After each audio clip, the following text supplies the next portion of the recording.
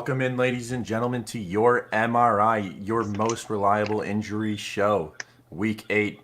This is unofficially brought to you by Jack Link's Beef Jerky, the best breakfast food you can eat. Yes. Today, we are going over some injuries that happened last week, some injuries that happened last night. And I'm here with my BFF, Dr. Kyle. How are you doing, man? I'm great. How are you, Matty? I'm up here in freezing cold Portland, Maine, double fisting my hot coffee this morning, I'm here but in life is freezing good. cold Michigan. We're about to get that rain you had, and maybe in a day or two. So we'll see. But yeah, man, the injury report is pretty stacked this week. We have a lot of names on it. Not a lot of quarterbacks, thankfully. But we still have Andy Dalton on the list, and Andy Dalton suffered a concussion, and we saw Ben DiNucci come in for a little bit. Do you think Andy Dalton's gonna come back? Like we've talked about before with the concussions, it's such a tedious day-to-day process. But with where the Cowboys are with their team right now, I feel like there's for one, he wasn't playing well when he was playing, so there's no reason to rush him back there. And at this point, yes, they could still win the division. Anybody can win that division. But if we're being realistic, I think the Cowboys are the worst team in that division right now. I think they just roll with DiNucci this week. He's been taking all the first team reps, and then we'll get Dalton back shortly after. The man I call Tiny Romo. He looked good at James Madison, I believe. He came in the game and he pump faked right away on his first throw, and I just thought that was pretty funny and pretty much I like love he's a that. baller. That's You that's a love to see it. Romo-esque type move, right? Yeah. The And shoulder pump. speaking about shoulders, Teddy Bridgewater had a little neck injury last night. Yeah. You gotta protect that neck, and man, that was a late hit. That was a dirty hit. I forgot who it was. I think it was Charles Harris that hit him. And it was just a dirty hit. And he came back, fortunately, but he had a neck injury, and those are not something to mess around with. No, that's I mean, one, it's very unfortunate that this is 2 weeks in a row now where we have quarterbacks leaving the game because of late hits. Hopefully the NFL starts to crack back down on that.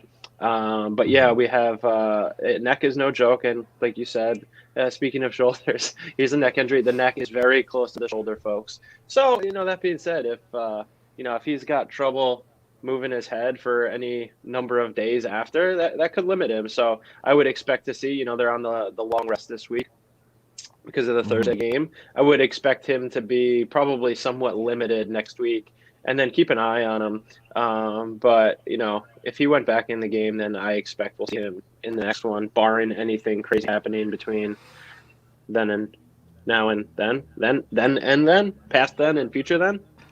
Yep, that works for me. Speaking about then and then, Dalvin Cook had a bye week this last week, I believe, and he had a groin injury suffered and 3 weeks ago. He should be back for the Green Bay game, I believe. What are your takes on his groin injury? I mean, it took him a while to get healthy from it.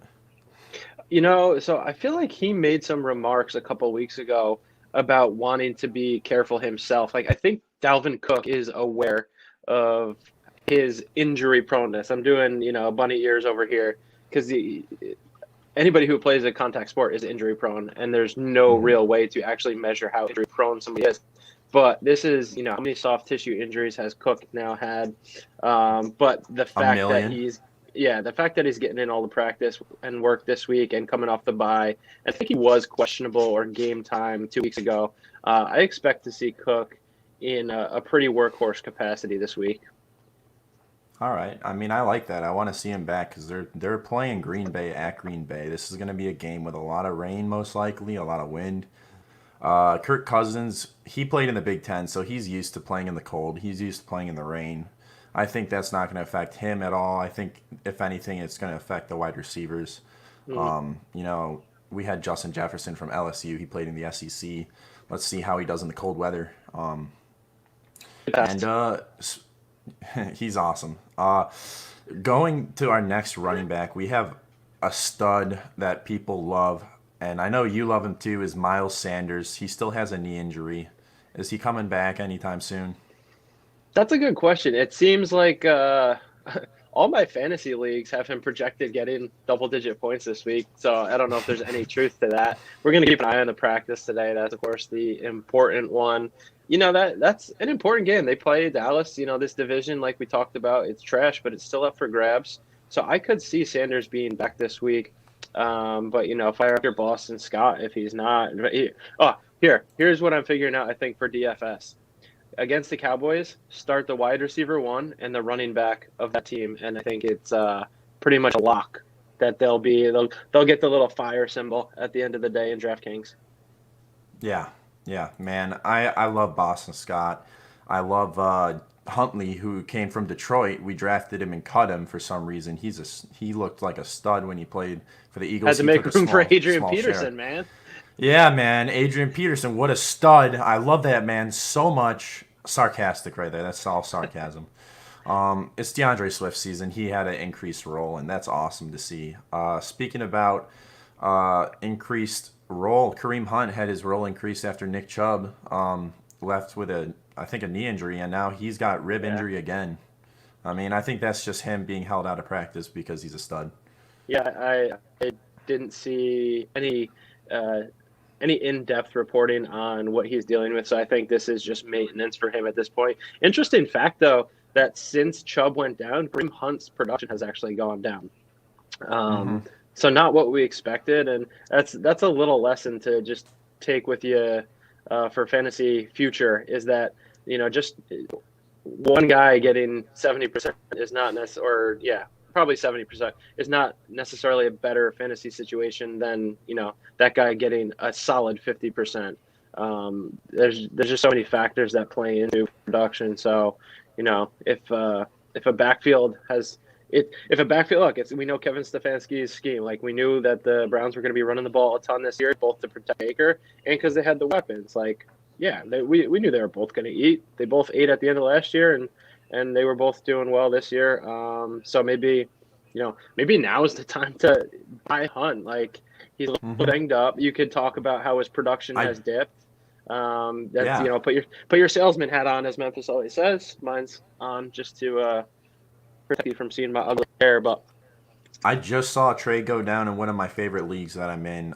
It's Jerry's Listener League, and a team traded Kareem Hunt and a third for just a first. That is a steal to me. That's highway robbery. Whoever got Kareem Hunt just got a stud, and they got him now instead of waiting. Yeah, wow, that is impressive.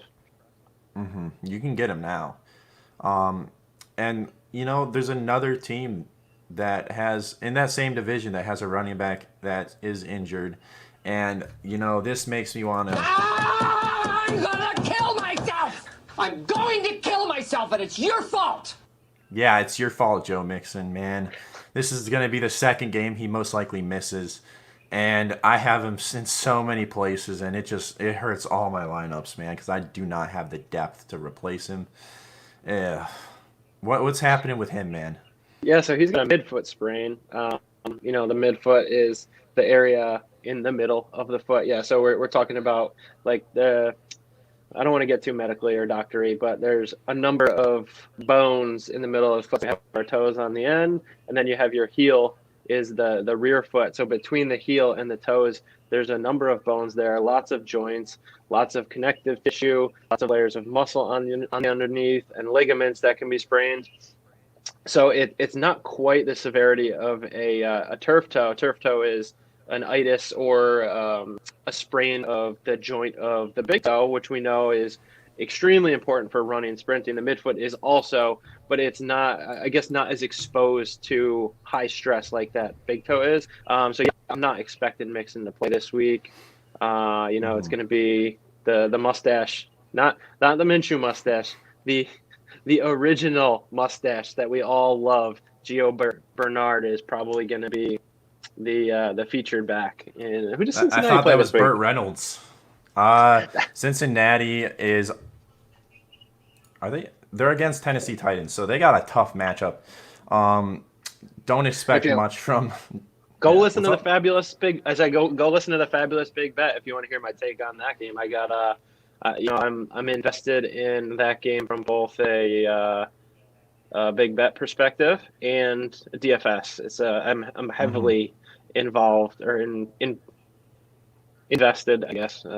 I'll just use the same word over and over here. I'm not a right. Yeah, Derrick Henry for sure. I got a Tannehill Brown Jonnu stack, I think. Ooh. Anyway, I like that stack. I'm The expecting Cincinnati Bengals game. are letting a lot of points up the tight ends this year, so expect a pretty good game from Jonnu Smith. I expect a good game from literally everyone on the Titans because the Bengals are selling their defense, and it's a fire sale for the Bengals. So moving on from the Bengals because they're just a fire sale. We got the 49ers running backs. Basically, everyone has a high ankle sprain besides Tevin Coleman with a knee injury. We needed an Oprah soundbite. You get a high ankle sprain, and you get a high ankle sprain. She's just running around San Francisco right now. Much to Just Kyle don't point at Shanahan's JaMychal dismay. Hasty. Yeah, Do right. not point that at JaMychal Hasty, please. Just please, no. God, no. Michael Scott. But yeah, I like Jerick McKinnon this week. I like JaMychal Hasty this week. I think that they have a very good matchup. I don't know exactly who they're playing this week, but I just know that Seattle. Kyle Shanahan uses. Yeah, okay, yeah, they have a good matchup. Seattle's defensive line isn't the best. But They they just did traded just for get Carlos Dunlap. right. He has to wait a week though because of the COVID protocols, so he Right. won't be in. Because I know that because the Lions just acquired Everson Griffin. So I would see Jerick McKinnon getting a lot of touches because it's Seattle. They have a fast defense. They're going to be coming after him with the linebackers, and then Raheem Mostert not Raheem Mostert, JaMychal Hasty. Expect him to have a nice game, maybe a couple touchdowns. You know, Jimmy Garoppolo is not the quarterback we thought he was, and he's turned into a pumpkin overnight. Yeah, my thoughts on that game Well, is I'm on Seattle this week. I think there's going to be a lot of points scored as there always are in the Seahawks games. I just don't see San Francisco. San Francisco is going to really have to figure out how to manage or shut down Russell Wilson if they want any shot at this game, because I don't think they can get in a shootout. I think at some point when they're healthy they can, but they're without Debo, they're without Mostert, they're without Coleman. They're banged up all over the place. I think the next time we see Seattle and San Francisco, we'll see a bit more of like that old school Seattle San Francisco game with a lower score, a lot more clock management. But I just think this is a Seattle week. But I know that's a hot-ish take. 49ers do have the best coverage linebacker in Fred Warner. I don't know if that means anything for Russ because, you know, he threw a really bad interception. He threw a That really was bad bad. one where Debo not Debo, but DK just caught the man. But dude, that was a bad throw. And no one's talking about the throw. Everyone's talking about the rundown by DK. Yeah. That was a bad throw. So, I mean, we'll see Russell bounce back. I think he's a great quarterback. He'll bounce back against them. And, you know who's not going to bounce back is Mark Ingram. He has an ankle injury, and I think he's unlikely to play. Yeah, this What are one. your takes? They were on bye this past week, and so he was injured 2 weeks ago, and it was interesting. I think they were calling it a high ankle sprain, or maybe Edwin Porras. He probably does not listen, but he's one of the PTs on Twitter, and he's got a pretty big following. And he was joking about this injury because I think they called it like a mid ankle sprain or a mid to high. It's either a low ankle sprain or a high ankle sprain, folks. So I had a good joke. I think I'm gonna pat myself on the back. You know, it only got one like, I think.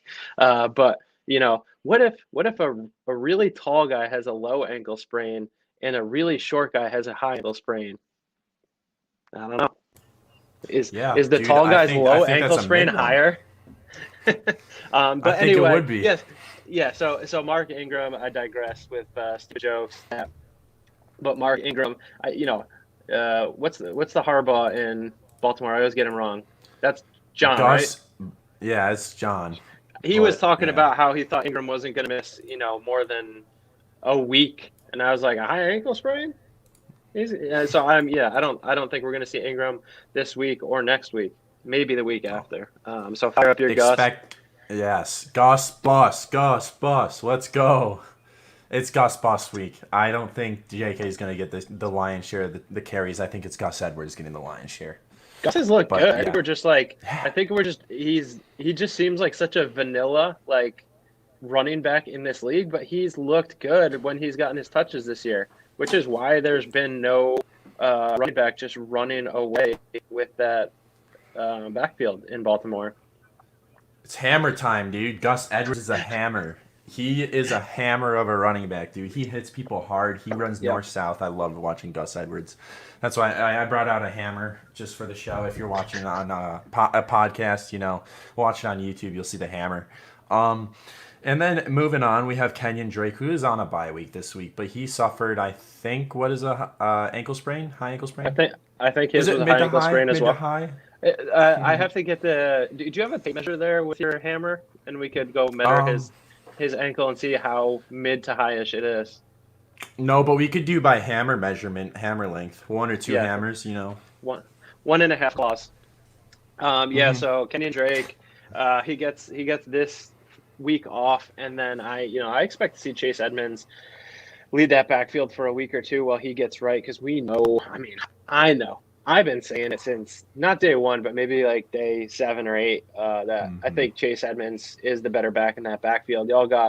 Everybody's been on Drake for so long, but what do we know about running backs that like break out in the second half of their 3rd, 4th, or 5th season? Like they're not. It's not sustainable. They don't usually become a thing long term. And I think now there's tape on Drake in the Cardinals' offense this year. He's meh, and Chase Edmonds looks electric. And he's great. Like I was watching the Cardinals this week. Was it Sunday or Monday? So the Sunday night game. It's I usually get to watch the Sunday and Monday night games. I don't always watch the Sunday day games. So I got Chase Edmonds. He picks up. He reads blitzes well and picks up pass protection well. He finds the hole. He's great in the passing game. So I'm excited to see Chase Edmonds for a couple weeks before Drake comes back. And then I expect more of a split between the two. I don't think Drake is going to be a 65 to 70% touch guy or snap guy. I don't know if those are the numbers. That's what it feels like right now. But I think we're going to see much closer to 50-50 when he's back. And I don't have this running back on the list, but I believe there was another one that we need to talk about. I'm just going to move on, though, because I forgot. Did we talk about the Seahawks yet? No, Chris Carson. That's what I was gonna say. Chris Carson has a foot injury. Carlos Hyde is hamstrung, and Travis Homer's got a knee injury. So it's DJ Dallas, I guess. DJ Dallas is awful in pass protection. I'm just gonna say that. He's gonna get Russell Wilson killed. Maybe that's why the line is only 2.5 in that game this week, is that Chris Carson's maybe more important to keeping Russell Wilson from getting beat up. Carlos Hyde too. He's a veteran at this point. Those are the guys that the quarterbacks like having in their backfield when they know the D line is coming after them. And San Francisco's got a good D line. They always have and always will. That's just like one of the consistencies in football is just expect a good defensive line from the 49ers. We got to. No, I was just going to say the point would be for that one is let's keep an eye on the practice report today. If you guys have any questions, slide into either of our DMs, or if you're in the Patreon, you could tag me in something. Our Twitter handles is somewhere on something at DWZ _ Dr. PT. Follow him. Follow this man. I didn't need to point the other way. Follow this man. This man is worth a follow. He's funny. I tweeted at you the other day. Is race car a palindrome because they only go in one way? I thought that was a pretty funny tweet, but That's pretty good. It was just a thought I had in the shower one day. I share them on Twitter with you. And then moving on to shower thoughts is Michael Thomas. I have to think about this man in the shower. What's happening with him, dude? Is he punching players? What's he doing? I don't know, but man, that man fell from his graces this offseason. The consensus wide receiver 1 in Dynasty and redraft all offseason. And I think we're finally going to see him in action with his boo, Drew Brees, throwing him his 8-yard slants and hitches and ins and outs, because that's what he's good at. That's what he does. That's where Drew Brees' arm can get to these days. He had the high ankle sprain. And then when he was about to return, he picked up maybe he was a little under the weather and caught a little bit of a hamstring hamstring strain last week in during practice, and I think he'll finally find the field on Sunday. Knock on wood, nothing happens today, Friday. Oh yeah, and moving into that same division, Mike Evans is off the injury report for the first time I think. And we got the dog of the DWZ here. She's a cutie. This is why you got to watch the I love YouTube her. stream, guys. Not because of me, not because of Matty, but The dog's this worth is, all the this views, is Stevie man. Nicks. This is Stevie Nicks. I'm guessing she's a cutie. Is it she or Katie. he? She, yeah. Yeah, that's what I thought. She's a big old Matt, cutie. you're so young. Stevie Nicks. Well, I know we'll Stevie talk. We'll have. Nicks. Okay, good. You know Come Stevie on, Nicks Fleetwood? is a she. Okay, good. All right. Yeah. Good. You passed the test. I know. We can continue as BFFs and co-hosts. She's a bae. She is a straight.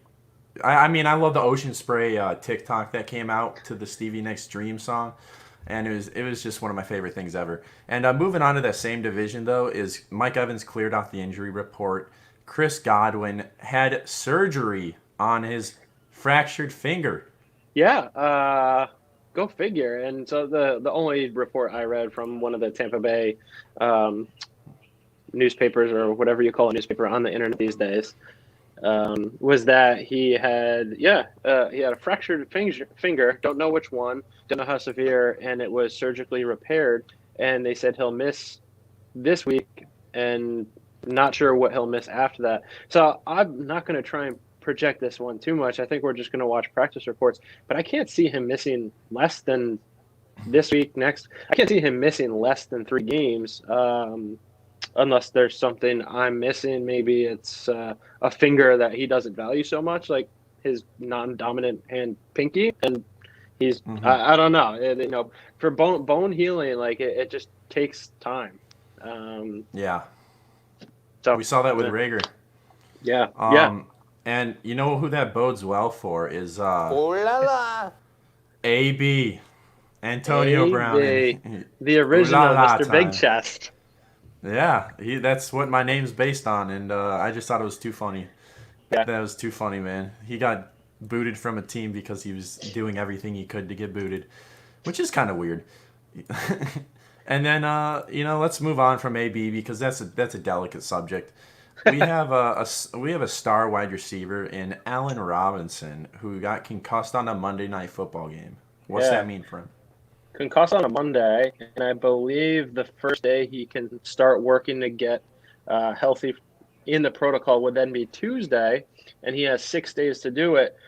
So if my math is correct, I don't think he can play this Sunday, even if everything goes as scheduled. I don't know if he's officially been ruled out or where we are in that, but I'm not expecting Allen Robinson. What the hell is that Bears offense going to look like without Allen Robinson? Cole Kmet time. It's Cole Kmet, dude. I expect a lot of him. I expect a lot of Darnell Mooney targets, but Darnell Mooney's not going to get hit. He's just going to get a lot of targets. And then I don't know. It's going to be Anthony Miller most likely as the wide receiver 1. You know what? knows? This is my assessment of what we should expect from the Bears. Whatever we think makes sense for the Bears offense this week, I don't know if I would expect that. I saw Matt Nagy pulled Jimmy Graham off the field last week when they got into the red zone, and I was like, Jimmy, I know it's not Jimmy Graham of past, but if he's been proven he still has some capabilities in the NFL, it's in the red zone. Jimmy Graham's got hands and size in the body, and he scores touchdowns. I don't know. And then Matt Nagy, the Rams had the punt with 20 seconds left in the first half, and the Bears had a timeout, and he just let the clock run out and took it to the halftime. Old fashioned right there. You're just playing in his head. He's just saying you know what? Here's what probably would happen is we'll fumble the punt. Nick Foles interception. We'll fumble the punt. The Rams will get a feel he was ready to just mail in 20 seconds and just get to the second half. So the Bears team looks like it. Their record is good, but I still feel like 5-3 or 2. 5-2, I think. Yeah. I don't know, but I feel like that's a team that could implode at any point. With I don't know. I don't think Nick Foles is really They even an will. upgrade over Trubisky. Just wait for them to implode, and they'll put Trubisky back in for whatever reason. Or they'll trade for some random backup or Mike Glennon again. They're gonna Um, trade for Danucci after he puts up a 4 shot on the Eagles this week. yeah, Tiny Romo. Joking, not gonna He's happen. he's gonna. I expect a big game from Carson Wentz in that game. Expect a lot from Yeah. Travis Fulgham. Expect a lot from whoever the running back is. It's gonna be a Carson nasty Carson game. for Wentz Eagles. got the Konami code this year. He's got I think This I dude think Carson looks Wentz good. has 6 rushing touchdowns. Guys, we've been talking about it in DWZ, every channel, every Patreon, everything this week. Carson Wentz has been a buy as much as possible. The window to buy Carson Wentz is probably going to shut Sunday night against the Cowboys. I have to agree with that. It's same with Travis Fulgham. I think the Yep. window to buy him is going to close after this Sunday as well because that'll be 5 games in a row where he puts up over 10 points in a PPR league.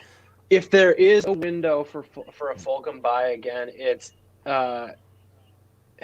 is Djax done for the season? Djax is done.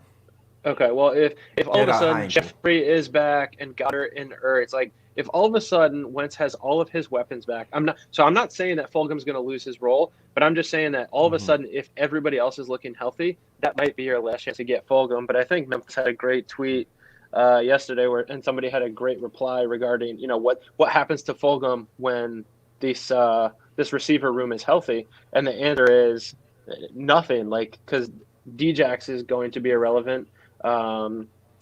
Jeffrey will be irrelevant at some point.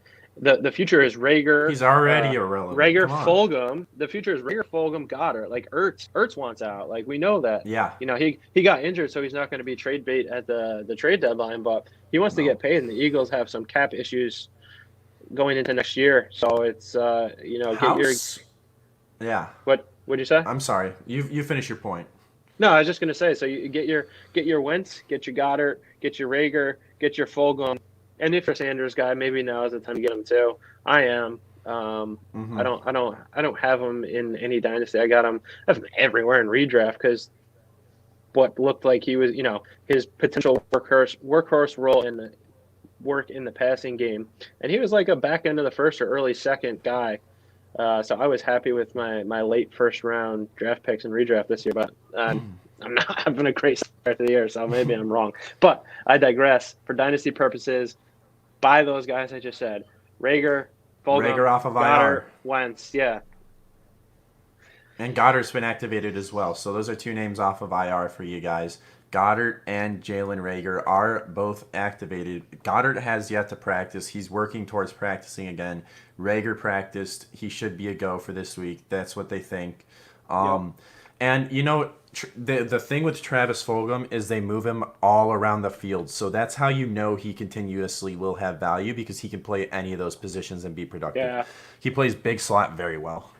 Yeah, Wentz and him have developed a good rapport the past few weeks, too. That's not something that's going to go away anytime soon.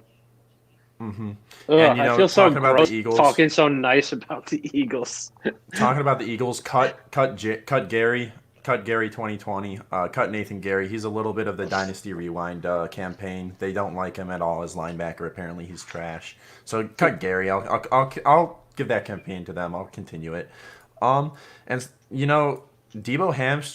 Debo's hamstring is out for the week, man. It's gonna linger, right? Yep. Yeah. So that came last week against I forget who. Oh, the Patriots. Bummer. Yeah. They had that game in hand pretty quickly too.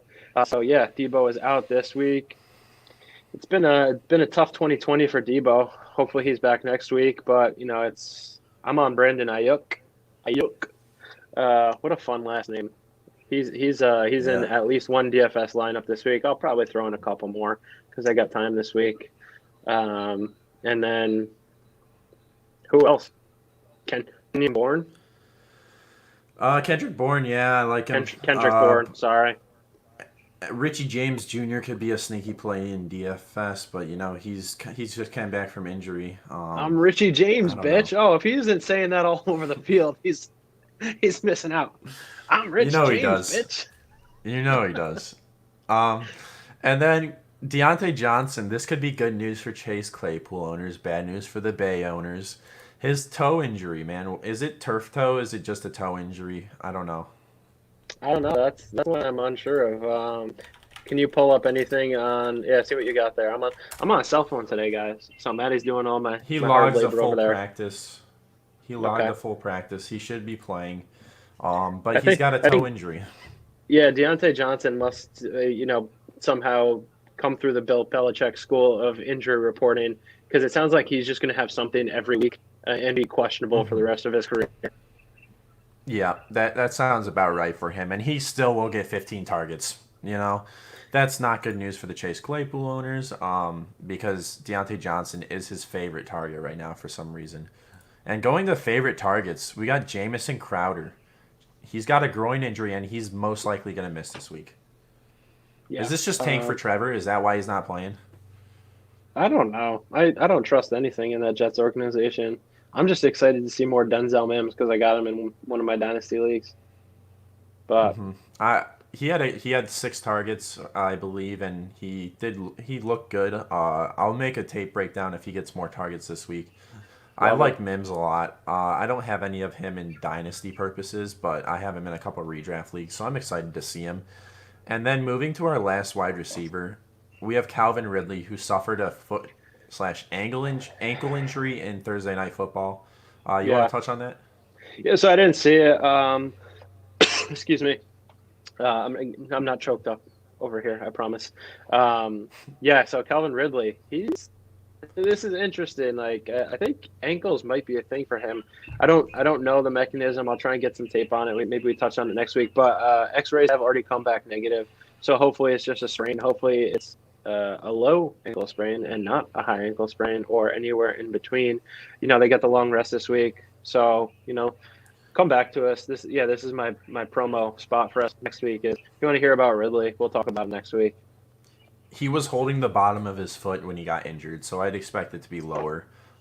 He was holding the bridge of his foot, like it was just him holding that, and I thought it was a foot injury at first, but it turned into an ankle injury. So it must have been a low sprain, my guess, just on Yeah. deduction. But he's a Very stud, possible. and don't sell him in dynasty leagues. Don't drop him in redraft leagues. Don't be an idiot. Just hold him and wait and see. Yeah. But with that said, Julio Jones is gonna pop off. Well, that's what I was gonna. My next point was gonna be a lot of guys in the industry are talking. The Falcons should be sellers at the trade deadline with their cap situation, with where they are as an organization. And Calvin Ridley very much has the straight path to being the wide receiver one in Atlanta. I know everybody's been saying it since he was drafted. That at some point he'll take over, and Julio will either. I don't know if Julio will ever be a number 2. He's just so good when he's healthy. But perhaps we see Julio get moved before the trade deadline with the cap issues the Falcons will have, just like the Eagles this offseason. So Julio. I've heard a lot of Julio Jones to the 49ers, but that really doesn't make sense because they don't throw the ball downfield. I would rather see Julio Jones to a team like the Green Bay Packers. Lions fan over here. I was hearing Fuller to the Packers. Will Fuller from the Texans potentially to the Packers. I saw that somewhere on Twitter. I saw the other a day. tweet that got deleted last night that said hearing Julio Jones rumors to the Detroit Lions, and I don't believe that at all. They have That makes plenty of zero wide sense. receivers. It doesn't make sense. And that's why it got deleted, I believe. But it'd be funny to see Julio with Kenny Golladay. That'd be a fun matchup. Holy hell. But let's go to some tight ends. Tyler Higbee has a hand injury, but he practiced, I believe. So he should be good to Limited play. practice. Yeah, so we were talking about this before we started streaming. I actually don't know if he's going to be good to play. He didn't get in a full one yesterday. We'll keep an eye on today's. He's one of those that maybe he ends up being a game time decision, but this is a tough spot for the Rams this week. I know everybody, like, the tide is turning on Miami. It's two a time, literally. So that time has turned. But just as an organization, the Dolphins, like, if they win this week, they have every shot at winning the division, just like the Bills do. So I don't know. That doesn't necessarily have anything to do with Higbee.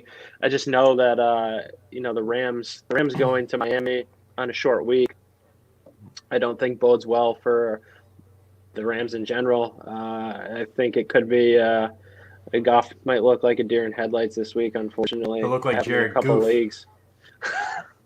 That's what I I call him like when that. he looks bad. Is Jared Goof. I'm on board with that. Or Jared Off. But yeah, that's a good one too. That's a little more respectful to him, you know. All But right. another tight end is Austin Hooper. He has an abdomen injury. This bodes well for that rookie darling Harrison Bryant that we love and know so well. I started him last week in a lot of leagues. He had 2 touchdowns and like 50 something yards. He had a lot of points for a tight end. It was nice. Damn. We should see that again. Yeah. Yeah. Yeah. I don't have much to say on the Hooper injury, but yeah, Harrison Bryant. Interesting though. That Browns offense looked.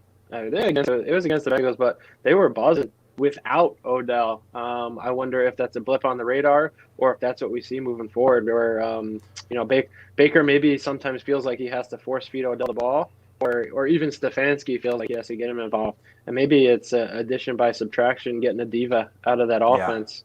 Um, Here's a name and for you. let's hear. Donovan Peoples Jones. This man is In my fast. DFS He's lineup this electric. week. Good, good. He's electric. He can catch the ball. He was held back at Michigan by Jim Harbaugh's archaic offense, let's just say that. And Shea Patterson, one of the worst football players I've ever seen play. Sorry, Shea Patterson, for that little roast there, but you are terrible at quarterback. You should have just played wide receiver. And that bodes well for Donovan Peoples Jones. We go from OBJ to DPJ. Oh, that's a very smooth transition. I wonder if he's also into some interesting things in the bedroom too, because that would make it an even smoother transition. Yeah, instead of number two, maybe some number one. He has number one upside in that offense, though. I think. He's a good athlete. You know, he was compared to. I mean, if you look at his athletic profile, he looks like a Marvin Jones kind of athlete. He's just Mm. fast. He can jump out of the gym. He didn't do much. He was pretty good in college. He didn't do much. He can return punts. He's electric, man. And that's what I want to see. That's like what I like to see out of young receivers like that. And he's gonna make the most out of these opportunities. So that's really all I have to say on the Cleveland Browns situation. Is just I like Donovan Peoples-Jones in that offense a lot. Yeah, you gotta love a receiver with a hyphenated last name. Yeah, it works. It It works. works. But yeah, that's our injury. That's our most reliable injury show for Week 8. We're gonna sign off now. It's been a pleasure. You can follow us on Twitter at DWZ_Dr. PT and at Matty Big Chest. Go follow my man Kyle. He's worth the follow. Ask him your injury questions. So that's really it. I hope you guys enjoyed this. This is our first episode with a name. We finally have a name for our show. It's called the MRI, your most reliable injury show. So Love it. with that, hope you all have a great week 8, and remember to set your lineups. Later.